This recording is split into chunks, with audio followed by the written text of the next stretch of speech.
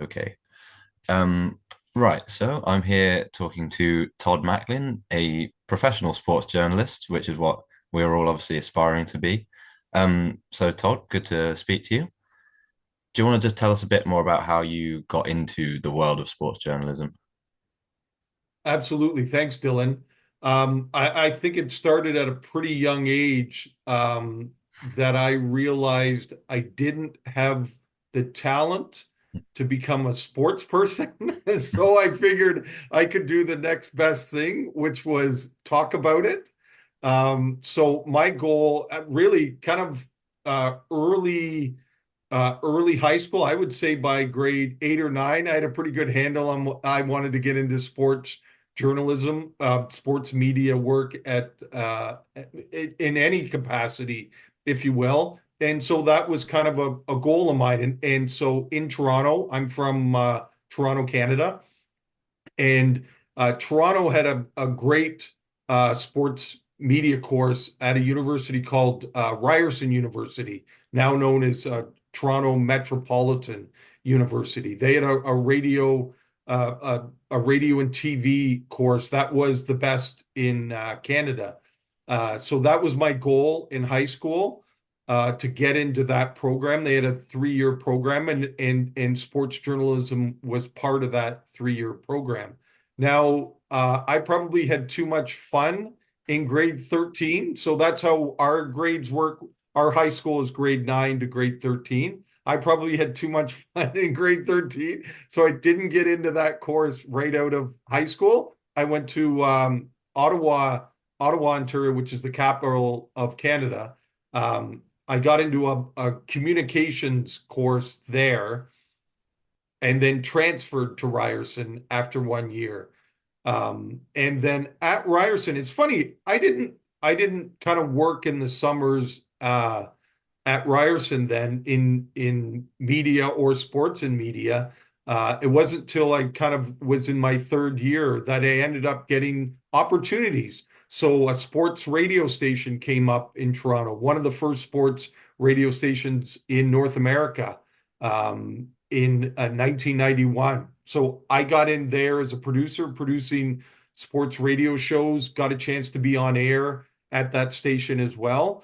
And then my wife and I got married in 1995 and moved to the UK. And I was able to get into sports broadcasting in the UK with Channel 5 because we started showing Major League Baseball games a couple times a week on Channel 5, and also ice hockey games with the National Hockey League a couple games a week as well. So I did that. And then I worked at other places in the UK, Radio Wimbledon. So Wimbledon would set up its own radio station for a couple weeks of the tournament, and I was able to work there. Worked at talkSPORT for a bit as kind of a North American sports pundit. Worked at the BBC. They had a show called Sports America, which was a half-hour show weekly that focused on North American sport. So I was able to do that for a bit. So yeah, I always say,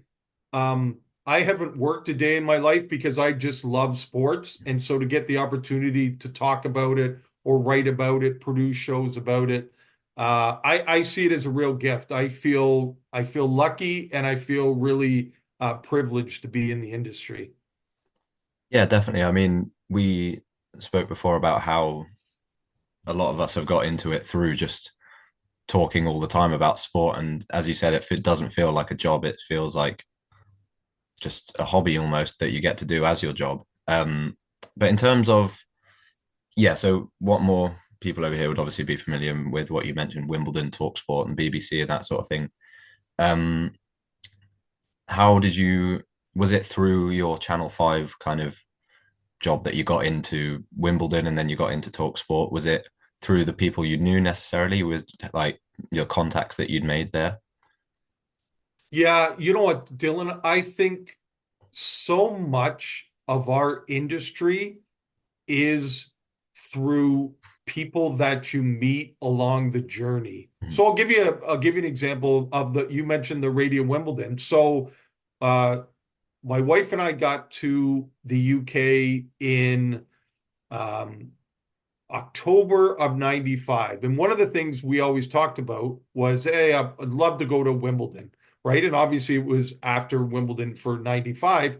Um, and so in a couple months after I got to the UK, I started working at the BBC on that Sports America on Radio 5 Live. And we went for drinks after. They had a BBC club and they had a pool table there. And I was just sitting around with a group of people at Five Live and talking. I said, "Oh, I'd love to, Wimbledon. I saw that Wimbledon had a Radio Wimbledon. I'd love to be involved in that." Well, one of the people there had worked at Radio Wimbledon. Okay. And she was like, "Well, I know the person who is in charge of Radio Wimbledon. Um, I'll give you his name and put you in touch with him." And I got in touch with him, and he hired me as a producer for it. And listen, I'm not a big tennis person, Mhm. um, but the skills that I had as a radio producer would enabled me to do that job. Meaning, um, I've heard a great kind of phrase about you don't have to like hamburgers to work at McDonald's. And all that means is you just, right? Like you just have to have the ability, you have to have a skill and you have to have the ability to be good at a certain aspect of that job, right? As I said, I wasn't a big tennis fan, but I had experience as a radio producer. And that's why the guy, listen, just because I couldn't hit a backhand didn't mean that I could work for Radio Wimbledon. And I think that's a really key thing for people to understand. That you don't have to be a fan of that sport to work on that property and whatever it is. And also, as I just mentioned, so much of it is about the people that you know, and you're going to get a lot of opportunities just based on, hey, I know this person and this person knows of an opportunity somewhere. I think if I look at my career, that so many opportunities I got early in my career in Toronto just came from, hey, the first two big opportunities I got came from a guy that I went to uni with, and we were in what was called the core group, right? So there was like 100 kids and they were split into like, 8 different core groups of 12 people. And we worked on a lot of projects together. And he was the guy that found the opportunities, and it was like, oh, they're looking for someone else as well. And he told me about it. And I really think that's such a big part of, and I think it's really specific to media Mhm. in that you got to grind a lot in the beginning. You're not going to get your dream job for the most part in your early opportunities. Those early opportunities really are kind of setting up what you're going to be about. And I always looked at those early opportunities I got. Well, the one thing I said about myself was no one's going to outwork me.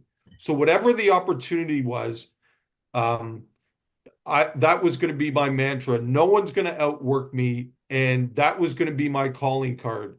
Because listen, there's always going to be people that and we're in a visual business, right? If you're doing stuff on camera, there's always going to be people that look better than me. There's going to be people, if we're in the audio business, there's going to be people that sound better than me. But I'm telling you, after almost 40 years, the people that stand out are the people that work harder than anybody else. Two things, I think: work harder and can work as a team with other people. Those to me are the two things that I've tried to bring to the table every time. I'm going to work well in a team environment. And I think for me, that goes back to the sports. Sports, Dylan, it's all about teamwork. We've seen so many times teams with the best players not win Yeah, because they're not the best team. And to me, I think teamwork, and as someone who's now managing people and they look at those things, teamwork's just so important to me. definitely. And just in terms of saying about the people that you know is obviously such a huge thing. Do you think, obviously, that's always going to be the case, but do you think since obviously you started in sports journalism a while ago and the world has changed a lot since then, Yeah. do you think it's still the most important thing? I mean, in a time of social media and things, do you think there's anything now that you think is more important than it used to be, or the other way around? Probably the ability to adapt. And I think you kind of nailed it. Like it's so different now. Like when I started, there was no social media. Um, so I just have found that our industry specifically has just changed so much. Like we started talking before we got on camera about football, and I was telling you in Canada, I used to be able to watch all the Premier League games on linear on traditional TV, and that's not the case anymore. Those have all gone. They're now streamed. They've gone on to it. You consume that in a different way. So that's you've got to be able to just adapt to the change in things. A perfect example is the phone. Like to be able to like before you had to be sitting in front of your TV, whether that was home or a friend's house or a pub or whatever, to watch a game. And to think now that, I can watch a championship game, it doesn't matter what the sport is, on my phone while I'm on the bus, or right, or the tube or whatever, is crazy, right? To think that that's so. To me, our industry has just changed so much. So I would put probably at one of the top things the ability to adjust, to change, to adapt.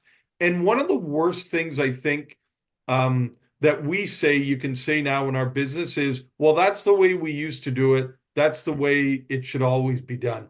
If you think like that, our industry is passing you by very quickly. Mhm. It's just the way it is. And yeah, just carrying on that sort of theme. I mean, are you doing anything in terms of your work at the moment? Is it split between kind of work from home and in office, or is that different to how it used to be, or? It is very different to how it used to be. And yeah, I'm probably in office about 75% of the time and at home 25% of the time. And I'm glad you brought that up. Um, Up until 2020, if you had said to me you were working from home, I would have said, "Oh, you're bunking off. You're not accomplishing anything." And when I got a chance to work from home, I've done a complete 180 on the whole working from home, where I now see I think there's more value working from home than going into the office now. And I'll use just myself as an example. I have a commute, it's probably an hour each way. So that's 2 hours, and I'm driving because I don't like because I'm our public transportation in Toronto isn't great. So, it's not as convenient to me as driving a car. So there's at least 2 hours of not doing anything, right? And again, in the winter in Canada, we get a lot of snow. So that commute is now going to 3 hours in the winter of just complete lost time. You not Yeah. doing anything. Um, and it took the pandemic to realize I get so much more accomplished at home. I'm working earlier, right? Because I don't have the commute in. And I think the biggest thing for me is you have control of your day when you work from home. If I'm at the office, I'm at the office and I'm just kind of working and that's it. If I'm at home, man, in the start of the pandemic, I was going out for a walk Mhm. every day. And just the simplicity of that, to have ownership of, hey, yeah, I'm going to go out for a walk. I'm going to tell the people I work with, hey, I'm going out from noon to 1. I'm going out for a walk, so I'll be back, and that. But what I found was I did so much more work because I didn't mind doing stuff later at night, right? When traditionally, right, you'd end work at 5 o'clock or 6 o'clock. I would do so much more work at night because I felt I had control of my day. And I think I was just much more productive. And I've found that with the team that I work on because we're able to accomplish a lot, right? Just the way things are now, you don't physically have to be in there. We can accomplish so much just because everything is just so accessible now. So yeah, that's been, as I said, that's been a complete change from how I saw working at home pre-pandemic. Yeah, of course. And that is interesting because, as we said before, you have to be versatile now with the working from home thing. And it's also so much easier. Like you said, you can watch things on the bus, you can watch things anywhere. You don't have to physically be at the game, which opens up so many more opportunities in terms of I could write a match report about something that is on the other side of the world, but I can watch it on my phone, and it means you have access to so many different sports as well, which we spoke about this bit before as well. But how important do you think it is for people to have a wide range of sports? I mean, I know you mentioned that you'd never really covered Wimbledon before or tennis or anything before, but how important do you think it is to be able to just pick up any sport? And I mean, would you recommend for people now just watching loads of different sports, even if they're not interested in them, to prepare them for that? I think so. I think that's a great thing. So my parents, they were big proponents of trying as many sports as you can, just to experience them, to have the respect. I think that's the biggest thing. I'm a big person on respect, and I think it gives you a great respect for a sport. Just if you take even just a rudimentary amount of time just to kind of experience it. So when I grew up, listen, I there were sports I loved. I loved baseball. I loved basketball. I loved golf. But I tried all the other sports. Because well, my parents told us to, but also just to try things. I think that I gotta say, Dylan, that's one of the things. And again, I think social media is a big reason for it. But people feel like they don't want to try things because they're worried of it's not going to work out. And I hate the word failure. I don't think failure is the right word if you try something and it doesn't work out. To me, failure is not even trying. But if you try it and it doesn't work out, to me, that's not failure. But I do think people are afraid to try things because, right, everything's visual. You try things, someone has a camera there. It's now, right, you're on this meme for the rest of your life. So, yeah, I grew up and I'm so glad my parents kind of pushed us to try things. Um, because the other thing about our business, Dylan, is, hey, listen, I could be covering soccer or football at this time, and the reality is in our business is it's probably shrinking to a certain degree in that, listen, I remember growing up, and this is, 10 years ago, 20 years ago, there was a journalist for every sport, right? So each sport had their own individual journalist. And now it feels like, listen, there just isn't the money to pay someone to be a journalist to cover all of them. So you'll have one or two people covering, multiple different sports. So in that vein, I think that's why I think I would encourage people just and again, you don't have to follow it as much as you would follow the sports you really love, but just to have an appreciation for it. So cricket is a perfect example for me. I knew nothing of cricket before I got to the UK. It just had no one in Canada ever played it, right? Up until like 1995. Um, but one of the guys I played softball with in the UK, he belonged to a cricket club. And so he brought me along and we played cricket. I played once in that. Man, did I have such an appreciation for the game.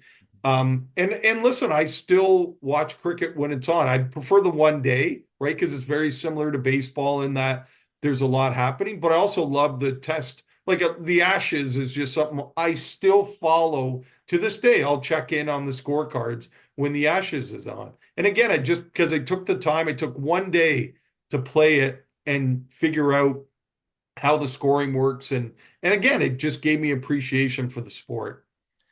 And it definitely goes back to what we were saying before about how everything's so accessible now. You can watch pretty much any sport anywhere. Yeah. It's not, there aren't many sports that are unattainable in terms of learning about them or watching them. And it's just so much easier now to find new things. And I definitely agree that it's really important to have all those strings to your bow and try and have a well-rounded idea of a lot of different sports. It definitely helps.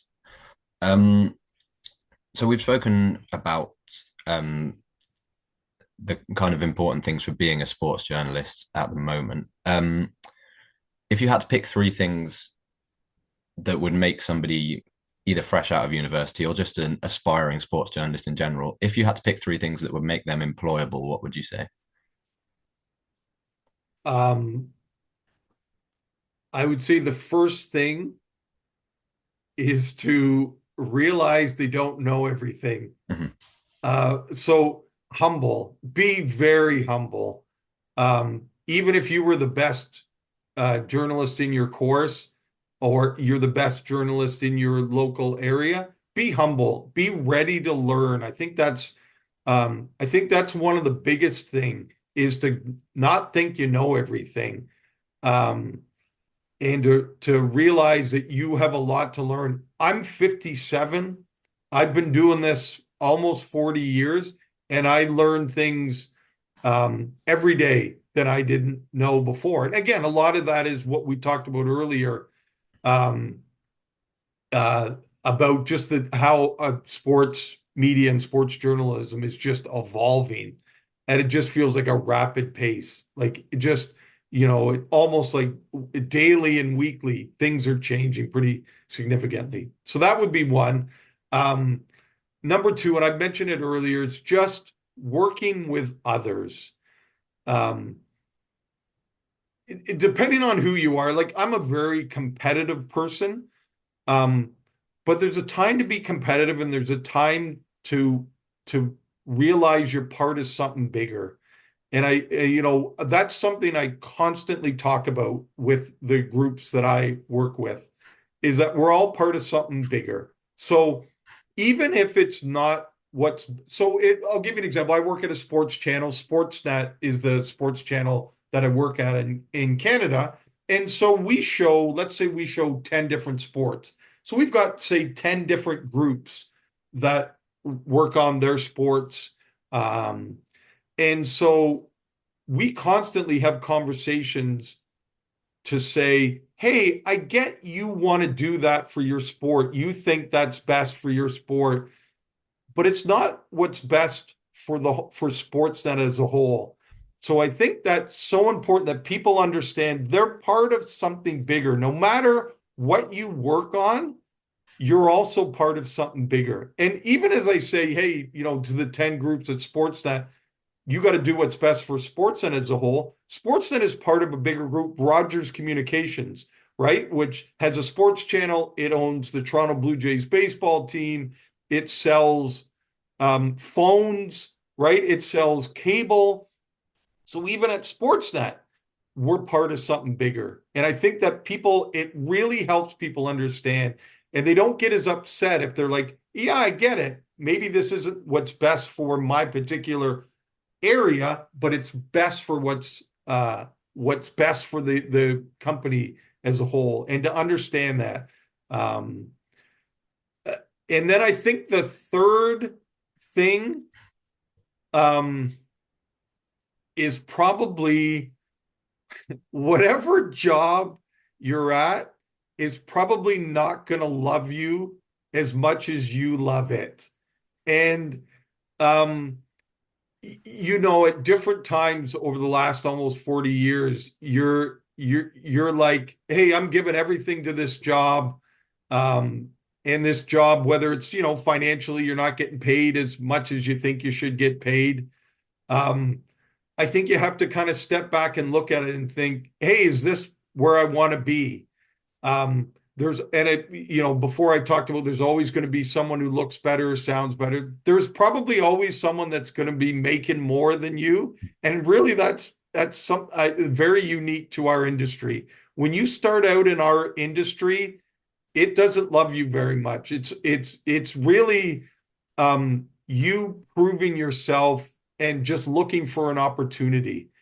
Um, but I think you always got to step back. And even if you think you're doing great at wherever you are, you always got to step back and kind of say, hey, is this what I want to be doing?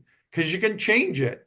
Listen, if you're grinding away and you don't think you're getting the opportunity, right? You're like, hey, I'm not getting the promotion I deserve. You're the only one that's going to change it, right? You may think I'm giving everything to this job and it's just not loving me back. You got to change it. And then whether that's going to a different, because the thing about sports media too, it's really big.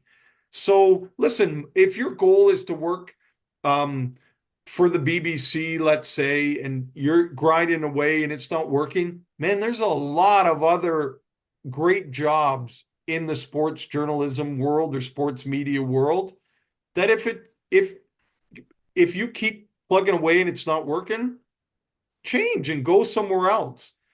When I started out, I wanted to be the play-by-play voice of the Boston Red Sox. That's why I got into everything. That was my thing. Well, Dylan, I never got to be the play-by-play voice of the Boston Red Sox, but I'll tell you, man, I got to do some amazing jobs along the way. Because at one point I realized I'm like, I probably don't have the voice as we talked about, but there's so many other great jobs in our industry that I just kind of pivoted and went somewhere else. And I have no regrets about it. Yeah, that is interesting. I mean, everyone's going to have their one thing that they've aspired to, but it's good to know that even if you don't get to that exact point, that you're going to have good opportunities come up along the way, and you're going to have fun in the jobs that you do get. And it might not be for the Red Sox or someone, but it might be for a different team, and it is still sports journalism, and it's still getting to watch sport and It talk about is. it for a living. You're so right. And listen, the Rolling Stones song, right? You don't always get what you want, but sometimes you get what you need. And I'm not sure if I got the Red Sox job, if that would have fulfilled. But man, the jobs I've had, the people I've met, and I will say, you know, that's probably one of the biggest things for me. It's the people that I've met along the way, right? And we've all heard the cliches. It's not the destination, it's the journey. And I will say I'm a big proponent.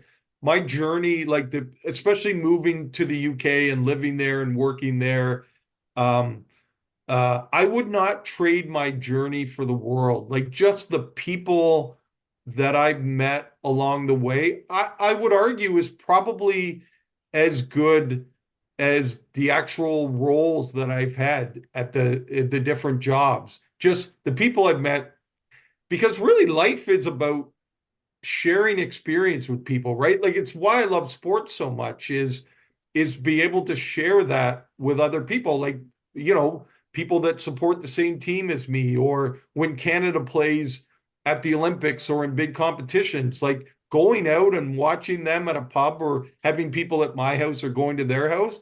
That to me, that's sport. That's why we love sport so much, is to share something, to be a part of something bigger than ourselves, and to be able to share it with other people. Yeah, definitely. And just one last thing on a kind of personal note, just carrying on from that, like experiences and the journey and everything, has there been one either job or moment or thing that you've been able to cover that has kind of stuck with you the most?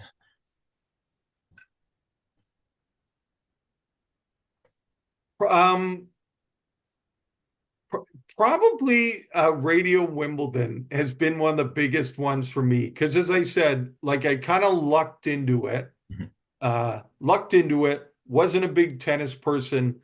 And what I love about that is, so Radio Wimbledon, the group of us came together. As I said, so Radio Wimbledon was a radio station that the All England Club set up. Um, for the 2 weeks of the tournament, right? And in the beginning, it was there's 16 different courts, let's say. If you're sitting on one court, our job was to tell you what was happening on all the other courts, right? So you could kind of have the true experience. And then also to give you traffic and news and stuff like that. Well, the rest of us, we did a different job 50 weeks of the year, but we came together for 2 weeks and we tried our best, like could not have tried harder to do our best work on this. And then we kind of all went our separate ways. But I did it for 15 years and it just was magical just not seeing these people for the other 50 weeks of the year and coming together for 2 weeks. And it was just so magical. And, out of let's say there were 30 of us, maybe five of them were really big tennis fans. And the rest of us were just kind of people, journalists, and people in the sports media business that had different, we were producers or whatever, and just came together. And it was so fun. I still talk to those people, I still communicate with those people over the years. And again, it's about the kind of shared experience. And listen, it's something pretty cool to sit on center court at Wimbledon, even though not being a big tennis fan, to be able to see it. Because, I did it when Federer came up, when Pete Sampras was kind of at his apex. And obviously, it's one of the great cathedrals in all of sports. And yeah, that's probably the one. But again, it's the people and the fun time. And we would go to the pub like for 14 straight days. We went to the pub after and had a beer or two to unwind and then did it all over again the next day. So that was it's one that really sticks out to me. Yeah, and that is a good thing to end it on as well, because it's not just the contact, so to say, that you make who will help you get places. It's also people that you're going to meet and have for life that you can go and talk to, and it's not just professional contact in that sense Yeah, also. it Um, isn't. but yeah, no, it's been great talking to you, Todd. Thank you very much for your time. And yeah, I think we will end it there. I'll stop.